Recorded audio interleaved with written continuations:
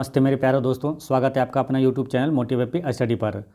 Railway technician exam 2024 का daily analysis और संभावित प्रश्न बताएंगे।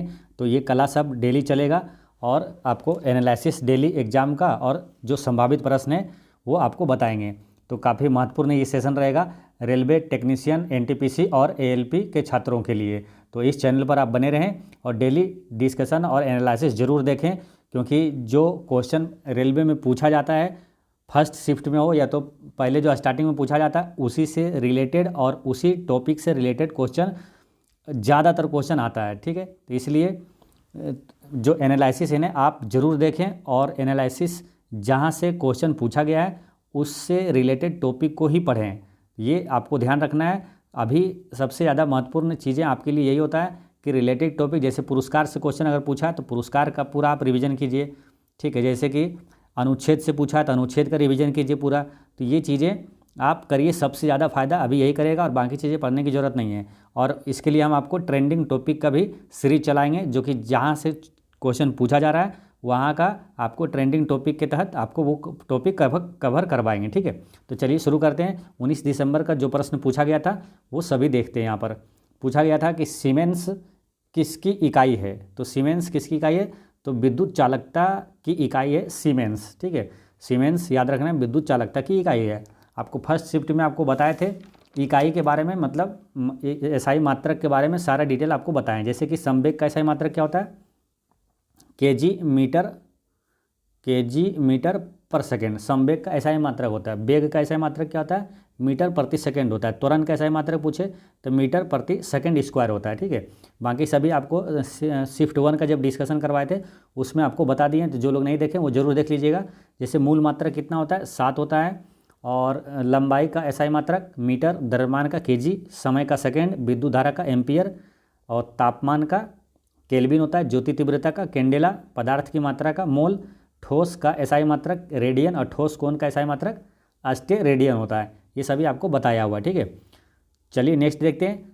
निम्नलिखित में से कौन सा जैन धर्म का पवित्र ग्रंथ है? तो जैन धर्म का पवित्र ग्रंथ है आगम या तो आगम सूत्र होता है। ठीक है, अब जिनका एग्जाम अभी होने वाला है ना, तो वो आपको याद रखना क्या पवित्र ग्रंथ से पूछा। तो ये देखिए, इस्लाम धर्म का पवित्र ग्रंथ अगर पूछे तो कुरान है। इस्लाम धर्म का पवित्र ग्रंथ कुरान है। पारसी धर्म का पवित्र ग्रंथ जैन अवेस्ता है। या तो उल्टा के पूछ दिया जाता है कि जैन अवेस्ता किसका पवित्र ग्रंथ है, किस धर्म का? तो पारसी धर्म का जैन अवेस्ता। बौद्ध धर्म का त्रिपिटक, हिंदू धर्म का भगवत गीता और यहूदी धर्म का तोरा है ना। तो तोरा किस धर्म से संबंधित है? तो यहूदी धर्म का प्रसिद्ध ग्रंथ है तोरा है। ठीक है, तो ये चीज़ें याद रखना है आपको। नेक्स्ट है जूनियर हॉकी कप 2023 कहाँ पर हुआ था? तो ये मलेशिया के कुआलालंपुर में हुआ था, है ना। मलेशिया के कुआलालंपुर में ये हुआ था जूनियर हॉकी कप 2023। और इसको किसने जीता था? जर्मनी ने फाइनल में फ्रांस को 2-1 से हराकर जीता था जूनियर हॉकी कप 2023। अब हॉकी की रही बात, आपको शिफ्ट 1 में भी बताए थे 4 अति महत्वपूर्ण प्रश्न, जो संभावित प्रश्न याद रखना है। भारतीय हॉकी टीम का कोच अभी कौन है? तो क्रेग फुलटन है ना। क्रेग फुलटन भारतीय हॉकी टीम का कप्तान है, कोच है ना, कोच है। कप्तान भी है, बताएंगे आपको कौन है। और भारतीय जो जूनियर हॉकी टीम का कोच है पीआर श्रीजेश। देखिए कोच पहले याद रखिए, एक है भारतीय हॉकी टीम का कोच सिंपल में क्रेग फुलटन। अब भारतीय जूनियर हॉकी टीम का कोच पूछे तो पीआर श्रीजेश है। अच्छा, भारतीय हॉकी टीम का कप्तान कौन है? तो हरमनप्रीत सिंह है। और भारतीय जूनियर हॉकी टीम का भी कप्तान कौन है? तो आमिर अली है। ठीक है, तो ये याद रखना है। नेक्स्ट क्वेश्चन है पिट्स इंडिया एक्ट कब लागू हुआ था? तो 1784 में हुआ था। पिट्स इंडिया एक्ट कब लागू हुआ? 1784 में। अब इस टाइप के रिलेटेड आपको शिफ्ट 1 में बता चुके हैं, तो जो लोग भी नहीं देखें जरूर है कि सभी सेशन देखना है, ताकि आपको ज़्यादा टाइम वेस्ट ना करें ना। इसमें भी टाइम वेस्ट होगा, इसमें लंबे लंबे जो होता है, जैसे कि 1858 का अधिनियम है, 1773 का एक्ट है, 1833 का है। ये सब आपको शिफ्ट 1 का डिस्कशन में आपको एनालिसिस में एक्स्ट्रा फैक्ट्स में बताए हुए हैं। ठीक है, तो वहाँ जाकर जरूर देख लीजिएगा। एसडी रोम का फुल फॉर्म पूछा है, तो एसडी रोम का फुल फॉर्म क्या होता है? Secure digital read only memory. अब क्या है, कंप्यूटर का जो फुल फॉर्म है उससे क्वेश्चन पूछा जा रहा है, तो कंप्यूटर का फुल फॉर्म से आपको जो अति महत्वपूर्ण है वो सभी एक बार ससरी निगाह से जरूर देखिएगा। हर एग्जाम में आपका हर शिफ्ट में 1 से 2 प्रश्न निश्चित रूप से आएगा। अब जैसे यूएसबी का फुल फॉर्म पूछ लिया जाए तो यूनिवर्सल सीरियल बस होगा, और यूआरएल का फुल फॉर्म क्या होगा? यूनिफॉर्म रिसोर्स लोकेटर होगा। एएलयू का फुल फॉर्म पूछे तो अरिथमेटिक लॉजिक यूनिट होगा, ठीक है। और क्या सीपीयू का पूछेगा तो सेंट्रल प्रोसेसिंग यूनिट होगा। बाकी रैम का मालूम है क्या होता है? रैंडम एक्सेस मेमोरी होता है। रोम का होता है रीड ओनली मेमोरी होता है। लेन का होता है लोकल एरिया नेटवर्क। वेन का होता है वाइड एरिया नेटवर्क। ये सारी चीज़ें आपको याद रखना है, ठीक है। नेक्स्ट है ग्रीन हाइड्रोजन स्टील प्लांट 2024 का उद्घाटन किसने किया था? तो श्री प्रहलाद वेंकटेश जोशी और श्री हरदीप एस पुरी ने किया था। एलईडी से एक प्रश्न पूछा गया था। तो एलईडी क्या है? एलईडी एक अर्धचालक है जो विद्युत प्रवाह गुजरने पर प्रकाश उत्सर्जित कर सकते हैं। डायोड के पीएन जंक्शन के अंदर इलेक्ट्रॉनों में छिद्रों की तुलना में अधिक ऊर्जा होती है। कंप्यूटर स्पीकर और हेडफोन किस प्रकार का डिवाइस है? तो कंप्यूटर स्पीकर और हेडफोन जो है ये आउटपुट डिवाइस है ना। आउटपुट इनपुट याद रखना है। आउटपुट का मतलब होता है जो बाहर दिखाता है या प्रदर्शित करता है, उसका परिणाम निकलता है बाहर, ठीक है, वो आउटपुट डिवाइस हो गया। इनपुट हो गया जो अंदर, जैसे स्कैनर वो क्या अंदर लेता है चीज़ें, तो वो हो गया इनपुट डिवाइस, ठीक है। तो ये ध्यान रखना है। हाल ही में हरियाणा के हिसार में योजना किसने शुरू की? तो कोई योजना का नाम दिया है, ठीक है ना। वो पूछा किसने शुरू किया, तो हरियाणा के मुख्यमंत्री नायाब सिंह सैनी ने किया था। अब योजना ये ऑप्शन में आपको देखिए, हरियाणा का जो अभी हाल का योजना है वो ड्रोन दीदी योजना है, ठेकेदार सक्षम युवा योजना है और आईटी सक्षम युवा योजना है। ये तीनों योजनाओं को लॉन्च किया था किसने? नायाब सिंह सैनी। अब ये ऑप्शन में से जो भी होगा इसका आंसर हो जाएगा, ठीक है। तो ये ध्यान रखना है। नायाब सिंह सैनी ये वर्तमान में हरियाणा के मुख्यमंत्री है। कॉपी करने के लिए कौन सी शॉर्टकट की उपयोग में नहीं आती है? तो कौन सा नहीं आता है, तो ऑप्शन के अनुसार से उसका आंसर आएगा होगा, ठीक है। और आता कौन है तो वो ध्यान रखना है। शॉर्टकट ये वाला तो नहीं है, ये इसका आंसर होगा, ठीक है। आंसर जो होगा कि क्या पूछा, कौन सी शॉर्टकट उपयोग में नहीं आती, तो कॉपी करने के लिए Ctrl+C आता है, ठीक है। ऑप्शन के अनुसार से उसका आंसर होगा। तो आपको यहाँ पर जान लेना है कि कौन सी शॉर्टकट कुंजी किसके लिए होता है। कॉपी के लिए Ctrl+C होता है, ठीक है। कट करने के लिए Ctrl+X दबाते हैं। पेस्ट करने के लिए Ctrl+V शॉर्टकट का इस्तेमाल करते हैं। और सभी सेलेक्ट करने के लिए, ऑल सेलेक्ट करने के लिए Ctrl+A। और पूर्ववत करने के लिए Ctrl+Z। ये Ctrl+Z मतलब क्या हुआ, वो बोलते हैं ना एक अंडू, है ना। वो अंडू मतलब होता है पूर्ववत, यानी कोई चीज़ डिलीट कर दिए फिर अगर वापस लाना है तो Ctrl+Z लाते हैं, तुरंत आ जाता है। जैसे अंडू कर लेते हैं उसको, है कि डिलीट नहीं करना है, तो अंडू हो गया। और अंडू का होता है Ctrl+Z। और एक होता है रीडू, है ना। तो डायरेक्ट आपसे क्वेश्चन आ जाएगा, अंडू का शॉर्टकट कुंजी क्या? Ctrl+Z। और रीडू का है Ctrl+Y होता है ना,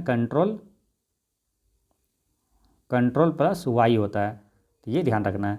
नेक्स्ट है रिलायंस जियो सैटेलाइट इंटरनेट से क्वेश्चन आया था। तो याद इसमें क्या है कि रिलायंस जियो प्लेटफॉर्म के संयुक्त उद्यम को भारत में सैटेलाइट इंटर लॉन्च करने के लिए इन स्पेस से मंजूरी मिली है। यानी इन स्पेस और रिलायंस जियो ने क्या किया, सैटेलाइट इंटरनेट लॉन्च करने के लिए समझौता किया है। नेक्स्ट है MX एक्सेल प्रिंट। ये क्या है? MX एक्सेल प्रिंट से क्वेश्चन आया था। तो इसमें माइक्रोसॉफ्ट एक्सेल में प्रिंट करने के लिए क्या करते हैं, प्रिंट करने के लिए फाइल, उसके बाद प्रिंट पर क्लिक करना है। नेक्स्ट है MS word MS power point से एक्सटेंशन। देखिए ये टेक्नीशियन ग्रेड 1 का है, इसलिए इसमें थोड़ा कंप्यूटर का प्रश्न ज़्यादा है ना।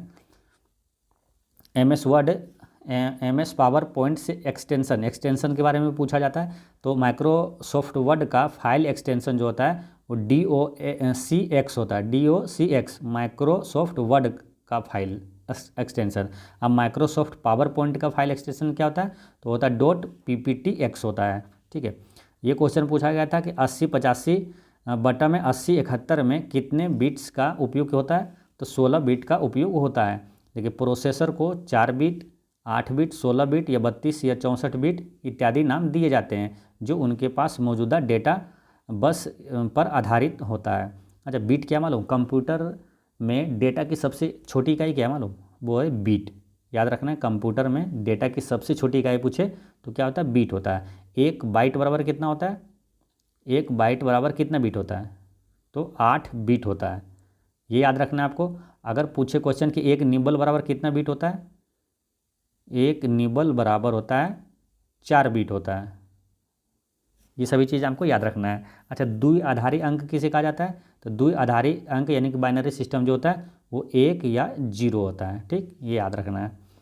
अच्छा, भारत में सबसे अधिक तांबे कहाँ पाए जाते हैं, सबसे अधिक तांबा भारत में कहाँ पाया जाता है, तो मध्य प्रदेश में पाया जाता है। ये करंट अफेयर का क्वेश्चन है ना। करंट अफेयर का भी आपको जहाँ से क्वेश्चन आ रहा है उसको करंट अफेयर टॉपिक वाइज आपको बताएंगे। ठीक है, पुरस्कार वो एक दिन में एक वीडियो ज़रूर आपको लाएंगे। जैसे कि आज सुबह ही वीडियो अपलोड करेंगे आपका अनुच्छेद, संविधान का अनुच्छेद, भाग और अनुसूची से।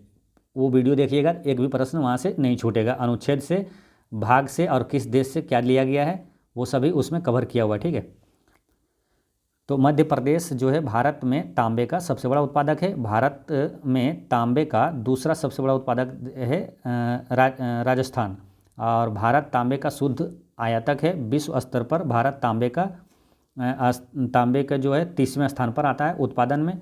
और चिली जो है दुनिया में तांबे का सबसे बड़ा उत्पादक है। अब देखिए ये प्रश्न कहाँ से पूछा गया है, मध्य प्रदेश का जो है तांबा सबसे अधिक, ये क्वेश्चन आया है यहाँ से। ठीक है, अब देखिए यही क्वेश्चन आया था कि तांबा सबसे अधिक किस राज्य में होता है, तो देखिए तांबा जो है ना यहाँ मध्य प्रदेश है ना, तो ये क्वेश्चन पूछा गया था। अब ये वाला चीज़ें आपको याद कर लेना। ये करंट अफेयर का ताज़ा अभी जो है करंट अपडेट जो है 2024 का, तो ये पूरा अपडेट है, इसको याद रखना है। जैसे कि कोयला भी उत्पादन में प्रथम राज्य कौन सा भारत का, छत्तीसगढ़ है। कोयला उत्पादन में छत्तीसगढ़ है। हीरा में मध्य प्रदेश है, तो हीरा एकमात्र मध्य प्रदेश में ही होता है। तांबा मध्य प्रदेश है। लौह अयस्क उड़ीसा। चांदी राजस्थान। कच्चा तेल भी राजस्थान, यानी चांदी कच्चा तेल ये दोनों में राजस्थान है। प्राकृतिक गैस में असम है। बॉक्साइड में उड़ीसा है, बॉक्साइड में। और लौह अयस्क ये दोनों में उड़ीसा है। मैग्नीज और तांबा ये दोनों में मध्य प्रदेश है ना। मैग्नीज में मध्य प्रदेश। सोना कर्नाटक, ये हमेशा से वही है, कर्नाटक ही है। अब्रख और यूरेनियम और टंगस्टन और कैडमियम ये चारों है ना। अब्रख, यूरेनियम, टंगस्टन और कैडमियम ये चारों में कौन है, आंध्र प्रदेश है। निकेल में उड़ीसा। क्रोमाइट में भी उड़ीसा है। निकेल क्रोमाइट दोनों में उड़ीसा है। टीन छत्तीसगढ़। सीसा राजस्थान और प्लेटिनम भी उड़ीसा। उड़ीसा लगभग 5 हो गया। देखिए निकेल, क्रोमाइट और प्लेटिनम ये 3 हो गया उड़ीसा।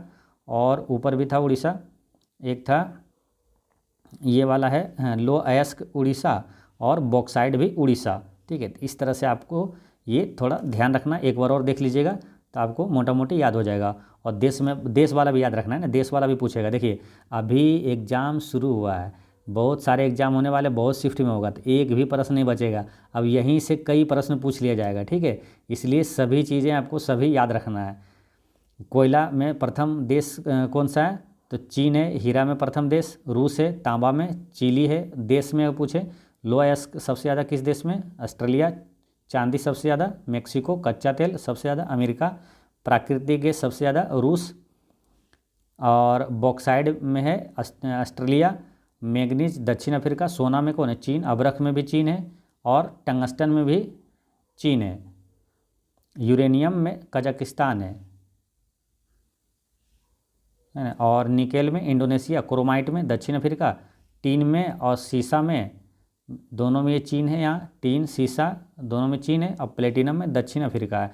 तो चीन देखिए कहाँ कहाँ कितना है, देखिए 4 तो यही हो गए, tungsten, cadmium, tin. Tungsten tin ऐसे टो से दोनों याद रखा, टंगस्टन टीन कैडमियम सीसा ये चारों में प्रथम जो स्थान पर देश है वो चीन है। फिर ये सोना अवरक 4 2 6 हो गया, सोना अवरक में भी चीन है।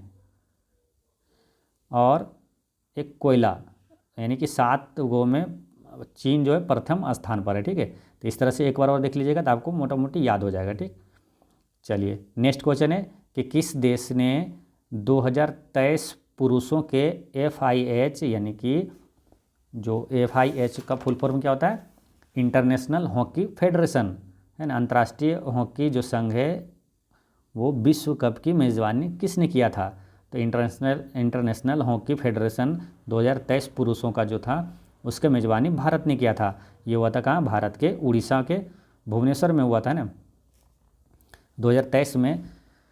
जो FIH हॉकी विश्व कप 15वें संस्करण की मेज़बानी भारत द्वारा किया गया था और ये 13 जनवरी से 29 जनवरी 2023 तक भारत में भुवनेश्वर और राउरकेला के कलिंगा स्टेडियम में ये हुआ था।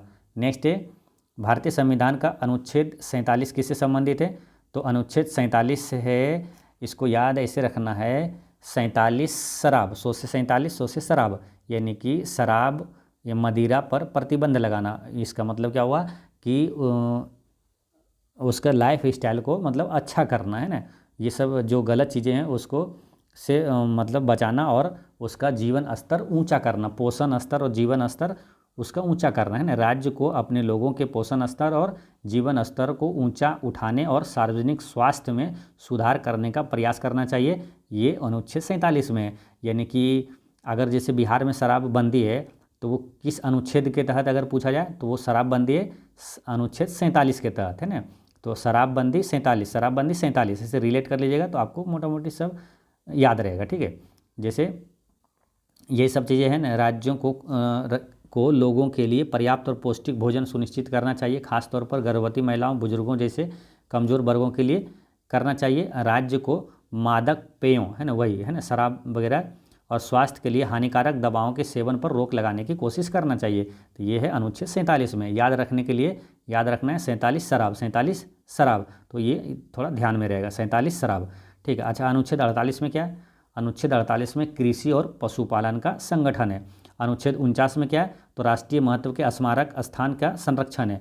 50 में क्या है? ये सभी आपको वो अनुच्छेद वाले में बताएं, सब शिफ्ट 1 में भी बताएं, और जो अनुच्छेद वाला वीडियो अपलोड करेंगे उसमें पूरा रहेगा डिटेल कवर, ठीक है। तो अनुच्छेद 50 में न्यायपालिका को कार्यपालिका से पृथक्करण। अनुच्छेद 51 में क्या है?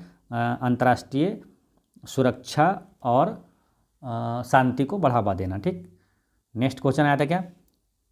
वर्ष 2018-19 में बेरोजगारी की दर कितनी थी? 5.8% थी। किसके अनुसार? According to the periodic labour force survey के अनुसार जो बेरोजगारी की दर थी भारत में 2018-19 के दौरान 5.8% थी। नेक्स्ट क्वेश्चन है कि निम्नलिखित में से कौन सा एक सिस्टम सॉफ्टवेयर नहीं है? तो सिस्टम सॉफ्टवेयर नहीं है, ये वर्ड प्रोसेसर जो है ये सिस्टम सॉफ्टवेयर नहीं है, यानी कि ये सॉफ्टवेयर सिस्टम ये नहीं है, ये क्या है? सॉफ्टवेयर प्रोग्राम है ना। सॉफ्टवेयर प्रोग्राम और सॉफ्टवेयर सिस्टम में अंतर होता है, ठीक है। तो ये क्या है? सॉफ्टवेयर प्रोग्राम है ये। आइए पूछा था क्या ऑप्शन के अनुसार से था क्या? कौन सा सिस्टम सॉफ्टवेयर नहीं है? तो ये वर्ड प्रोसेसर ये नहीं है, क्योंकि ये क्या है? ये सॉफ्टवेयर प्रोग्राम है। तो सिस्टम सॉफ्टवेयर में कौन कौन आता है? ऑपरेटिंग सिस्टम, डेटाबेस प्रबंधन सिस्टम, नेटवर्किंग सॉफ्टवेयर, अनुवादित और सॉफ्टवेयर यूटिलिटीज जैसे सॉफ्टवेयर शामिल है। तो ऑप्शन के अनुसार से इसका आंसर क्या? वर्ड प्रोसेसर हो गया था। नेक्स्ट है, प्रतिरोध और विद्युत प्रतिरोधकता के बीच क्या संबंध है? तो ये क्वेश्चन आया था, प्रतिरोध और प्रतिरोधकता के बीच क्या संबंध है? तो प्रतिरोध जो होता है प्रतिरोधकता और लंबाई के समानुपाती तथा अनुप्रस्थ काट क्षेत्र के व्युत्क्रमानुपाती होता है। अब यहाँ से दो प्रश्न और याद रखना है।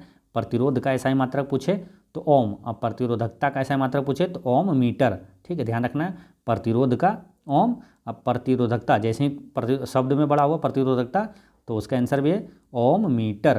प्रतिरोध का ओम, प्रतिरोधकता का ओम मीटर, ठीक है। नेक्स्ट है, पीएन जंक्शन को फॉरवर्ड वायस करने के लिए आवश्यक बैटरी कनेक्शन डैश है।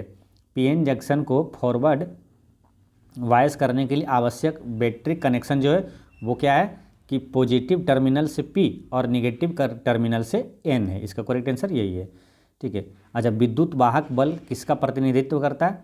तो विद्युत वाहक बल जो है ये प्रति इकाई आवेश ऊर्जा का प्रतिनिधित्व करता है ना। विद्युत वाहक बल किसका प्रतिनिधित्व करता है? तो प्रति इकाई आवेश ऊर्जा का ये प्रतिनिधित्व करता है, ठीक है, ये ध्यान रखना है। अच्छा, विद्युत वाहक बल का एसआई मात्रक क्या है? तो वोल्ट है। विद्युत वाहक बल का एसआई मात्रक अगर पूछे तो क्या होगा, वोल्ट होता है। ठीक है, ये प्रतिरोध वाला ये क्वेश्चन रिपीट हो गया। चलिए नेक्स्ट है, एक क्वेश्चन आया था कि प्रेरित धारा की दिशा को किस नियम के द्वारा ज्ञात की जाती है। तो फ्लेमिंग के दाहिने हाथ के नियम से ज्ञात किया जाता है प्रेरित धारा की दिशा। तो दिशा जो बताता है प्रेरित धारा की, वो प्रेरित धारा की दिशा वो मध्य उंगली बताता है ना। आपको शिफ्ट 1 में आपको अच्छे से दिखाए थे चित्र के साथ, बाएं बाएं हाथ का और दाएं हाथ का दोनों फ्लेमिंग का नियम आपको उसमें दिखाया हुआ है। ठीक है, तो अंगूठा जो है चुंबकीय बल की दिशा बताता है, और मध्यमा जो है, जो मध्य उंगली होती है, वो प्रेरित धारा की दिशा बताती है। तर्जनी जो है ये चुंबकीय क्षेत्र की दिशा बताती है। तो इसका आंसर हो जाएगा क्या, पूछा था क्या, दाहिने हाथ के जो नियम से प्रेरित धारा की दिशा कौन बताएगा, तो प्रेरित धारा की दिशा मध्य उंगली बताएगा। ठीक है, नेक्स्ट है, क्वेश्चन आया था बाइनरी सिस्टम से आया था, 1101.11 बाइनरी टू डेसिमल में बदलना है। तो ये इसका बराबर होगा, इसको निकालिएगा तो आएगा 13.75 के बराबर आएगा। ठीक है, तो बाइनरी सिस्टम को बदलने के लिए आप एक बार जरूर देख लीजिएगा जिनका एग्जाम अभी है। ठीक है, क्योंकि वो शिफ्ट 1 2 मतलब कि हर शिफ्ट में एक पूछा जा रहा है क्वेश्चन। ठीक, हाल ही में भारत ने अंतर्राष्ट्रीय अंतरिक्ष स्टेशन के लिए एक्सिओम-4 मिशन के लिए किन 2 चालक दल के सदस्यों का चयन किया है। तो भारतीय वायुसेना के ग्रुप कैप्टन शुभांशु शुक्ला और प्रशांत बाल कृष्णन नायर को इसमें शामिल किया गया, जो कि अमेरिका में प्रशिक्षण लेगा। ठीक है, नेक्स्ट है, 2024 में शिक्षा बजट का प्रतिशत कितना है। तो शिक्षा बजट में 2024 में 1.48 लाख करोड़ रुपया खर्च करने की योजना है 2024-25 बजट में। ठीक है, नेक्स्ट है, 8051 माइक्रो प्रोसेसर में कितने रजिस्टर और डेटा बस होते हैं। तो 8051 माइक्रो प्रोसेसर में 34 सामान्य प्रयोजन रजिस्टर होते हैं और 8 बीट डेटा बस होता है। ठीक है, तो ये ध्यान रखना है। और 8051 माइक्रो कंट्रोलर में 34 सामान्य प्रयोजन रजिस्टर होते हैं, इनमें 2 रजिस्टर ए और बी 8051 सेंट्रल प्रोसेसिंग यूनिट के गणितीय कोर का निर्माण करते हैं। 8051 माइक्रो कंट्रोलर में 16 बीट प्रोग्राम काउंटर और डेटा पॉइंटर नाम के 2 रजिस्टर होते हैं। ठीक है, ये ध्यान रखना है। और एक क्वेश्चन आया था कि कीबोर्ड के बाईं तरफ कौन सी की होती है। तो ये क्वेश्चन आया होगा कि कीबोर्ड का कौन सी बटन दबाने पर बाईं तरफ चलते हैं, बाईं तरफ के जो चीज़ें मिट जाती है, कट जाती है, तो वो बैक स्पेस दबाते हैं ना। तो वो ऑप्शन के अनुसार आप आंसर जरूर अच्छे लगाए होंगे, तो वो होगा। तो यहाँ पर थोड़ा समझ लीजिए कि कीबोर्ड के बाएं तरफ जो बैक स्पेस की होती है, इसका इस्तेमाल किसी डॉक्यूमेंट में कर्सर के बाएं तरफ के टेक्स्ट को मिटाने के लिए किया जाता है ना। बाएं तरफ के टेक्स्ट को मिटाने के लिए बैक स्पेस का इस्तेमाल करते हैं। ठीक है, टेक्स्ट को हटाने के लिए बैक स्पेस कुंजी का इस्तेमाल करते हैं। अब DDR/SDRAM का फुल फॉर्म पूछा था, तो इसका क्या होगा, तो डबल डेटा सिंक्रोनस है ना, double data rate synchronous dynamic random access memory ने इसका फुल फॉर्म हो गया। नेक्स्ट है, भारतीय संविधान का अनुच्छेद 42 किससे संबंधित है।